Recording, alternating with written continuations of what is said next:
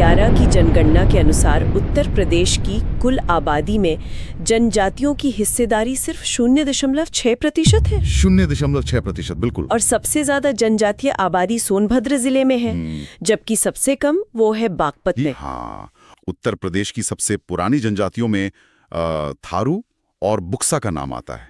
इससे पता चलता है कि इनकी जड़ें कितनी गहरी हैं। थारू जनजाति के बारे में एक बात सच में ध्यान खींचती है, वे दिवाली को शोक के पर्व के रूप में मनाते हैं। ये कितना अलग है ना? है तो, ये वाकई में अनोखा है। ये लोग नेपाल की सीमा से लगे तराई क्षेत्र में रहते हैं जी। और स्रोत यह भी बताता है कि थारू समाज में शुरुआत में मातृसत्तात्मक व्यवस्था थी। अच्छा। हाँ, जो समय के साथ बदल गई। उनकी अर्थव्यवस्था मुख्य रूप से कृषि पर आधारित है। और यह भी एक दिलचस्प बात है कि लखीमपुर में उनके लिए एक विशेष महाविद्यालय भी स्थापित किया गया है, जो शिक्षा के प्रति उनके झुकाव को दिखाता है।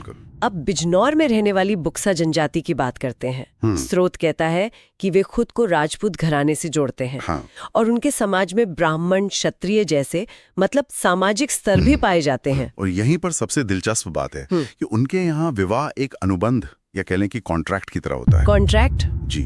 साथ ही उनके समुदाय में बिरादरी पंचायत की व्यवस्था है, जो उनके संगठित सामाजिक ढांचे का प्रमाण है। ये दिखाता है कि उनके अपने पारंपरिक शासन के तरीके हैं। चलिए अब खारवाड़ जनजाति पर आते हैं, जो बिहार से सटे जिलों में पाई जाती है।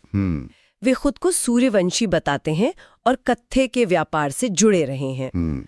और उनका कर्मा नृत्य बहुत प्रसिद्ध है। और उनकी धार्मिक मान्यताओं में नाग पूजा का एक विशेष स्थान है। अच्छा। ये प्रकृति के साथ उनके गहरे संबंध को उजागर करता है।